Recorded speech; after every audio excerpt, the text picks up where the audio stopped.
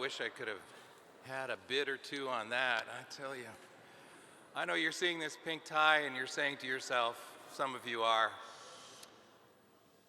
I'll bet he's going to reprise the role of Ryan Gosling in I'm Just Ken from the Oscars.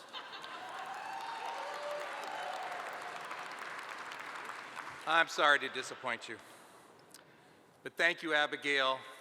Thanks for being a friend and such a dedicated volunteer to ADAPT. And gosh, aren't we all here because of ADAPT? It wasn't really.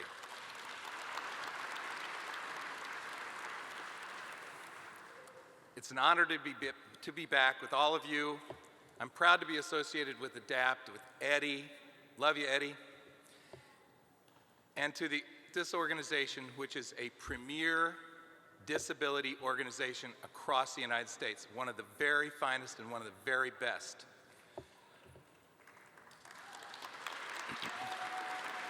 Sometimes you just need perspective. And outside of New York, we look at ADAPT and we go, we want to be like ADAPT. All right, so ADAPT is a very high-profile organization. Tonight's my privilege to present the 2024 Hausman Humanitarian Award to a man with whom I worked directly during my time on Long Island at the Viscardi Center, the president and CEO of Northwell Health, Michael J. Dowling.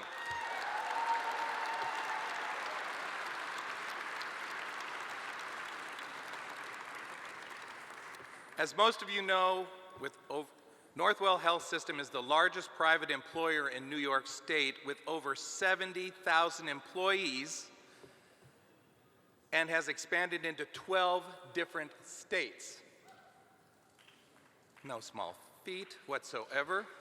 Remember, when Mr. Dowling began his career 30 years ago, Northwell consisted of only North Shore and Long Island Jewish hospitals in Nassau County, both of which members of the Hausman family were instrumental in creating. So thank you, Jack Hausman and family. The Northwell system and its 23 affiliates are now at the forefront of the treatment and prevention of many forms of cancer, heart disease, and other illnesses for children and adults. Mr. Dowling emigrated here from his beloved Ireland and received his master's degree from Fordham School of Social Work, where he later became dean. He became one of the foremost experts in the country in social welfare policy and was heavily relied upon for his advice and counsel by federal and local policymakers, including President Bill Clinton. No president calls me up for my advice, but they call Mike Dowling. As Deputy Secretary for Health and Human Services under Governor Mario Cuomo, Mr. Dowling created sweeping reforms of both the health and long-term service industries, which allowed New Yorkers greater access to community health programs, particularly those for people with intellectual and developmental disabilities.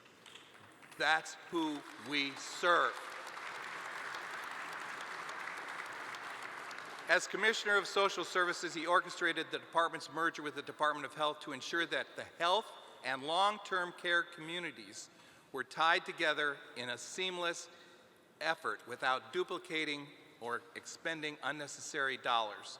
That was a major step forward for New York State government and especially people with disabilities.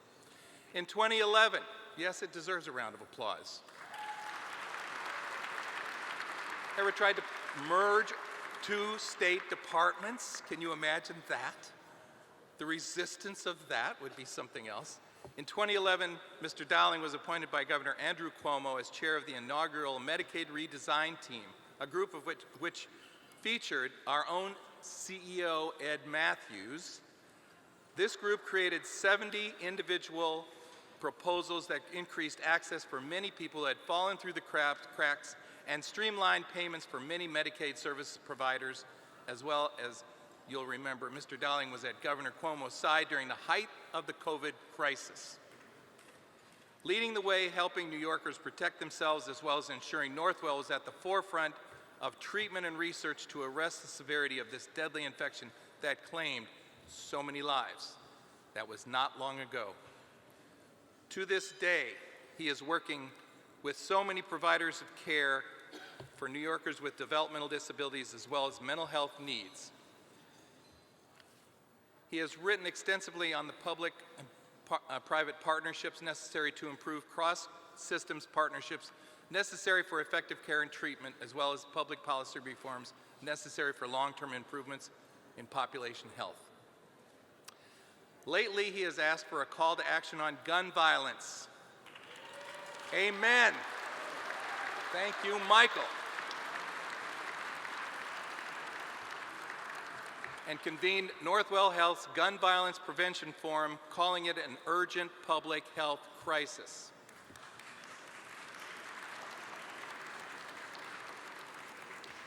So I was checking out on the internet a few things about Michael Dowling, and I came upon this. He sleeps only once a week. When he does sleep, he sleeps in a chair, always ready. The laws of physics do not apply to him. Okay, I made up those last two sentences, all right? Everything else now, back to reality. He is the recipient of numerous awards for his accomplishments, including the Gail W. Warden Award from the National Center for Healthcare Leadership, the Ellis Island Medal of Honor, the Distinguished Public Service Award from the State University's Nelson A. Rockefeller School of Public Affairs. And since we are in the St. Patrick's Day season, right? He has been awarded a gold medal from the Irish Historical Society and was a 2017 Grand Marshal of the New York City Parade on Fifth Avenue. For his incredible work in healthcare, in public policy, and his personal passion for being invested in health and well-being of all, it is therefore my absolute privilege to present the ADAPT Community Network 2024 Hausman Humanitarian Award to the President and CEO of Northwell Health, Michael J. Dowling.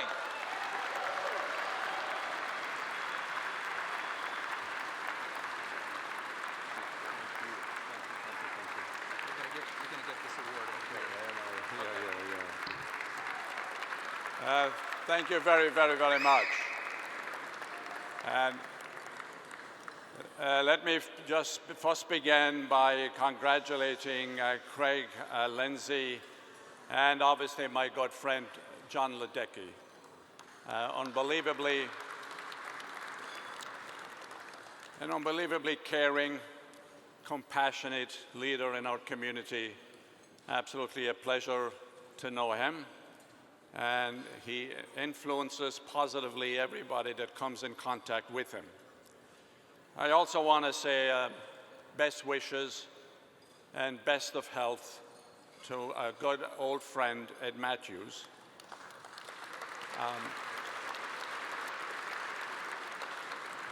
Ed, if you're watching or if you're listening, we all here wish you the best. And I also want to say a special thanks and congratulations to Gary Garisi, who's over here, whom I've known for an awful long time and who's chairman of ADAPT.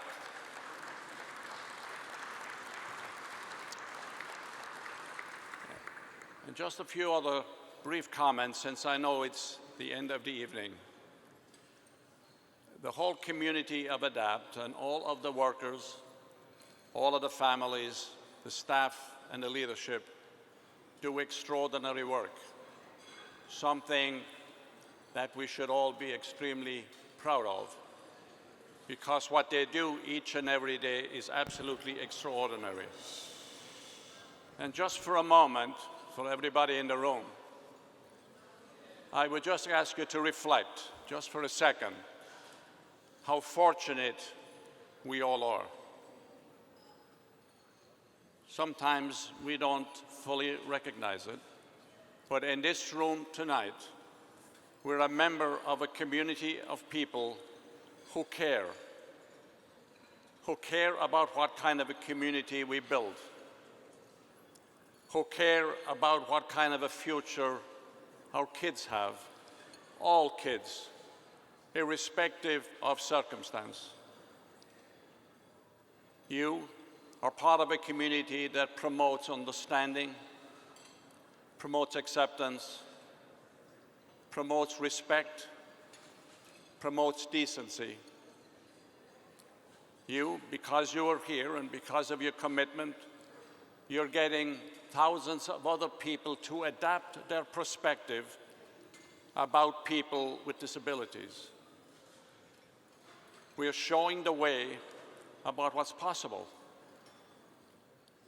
You, because of your support and your dedication, you're allowing people to look at the future differently, to see what's possible, to optimize their talents, to get everybody to understand that everybody contributes, that we're all interdependent.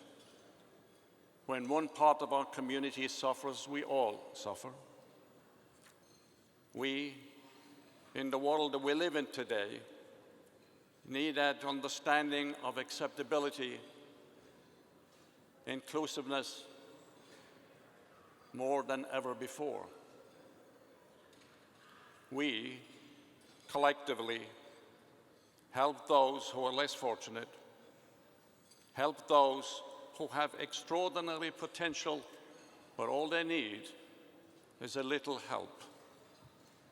All they need is to be accepted. All they need is to be understood.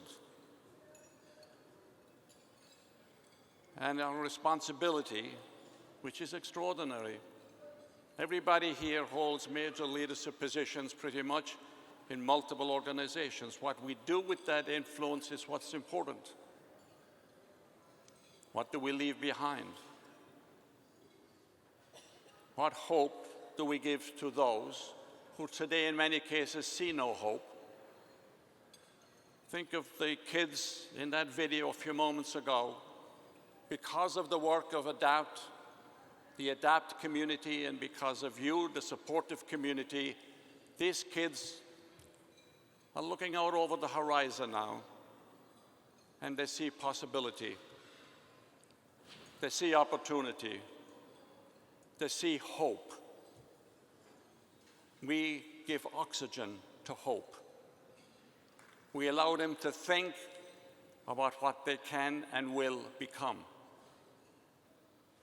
Their talents are extraordinary, and we as a community all across the United States need the talents of everybody, the commitment of everybody. So they, in the future, will help lead the way, as you today are helping to lead the way. So, as you walk out of here tonight, I know that everybody is a little bit different. You've learned something you didn't know before you came in. Hopefully you have a better appreciation about our responsibility of what we should be doing with the influence we have. People with disabilities need it. We need it. The community needs it. And the society at large needs it. We leave behind something that is better.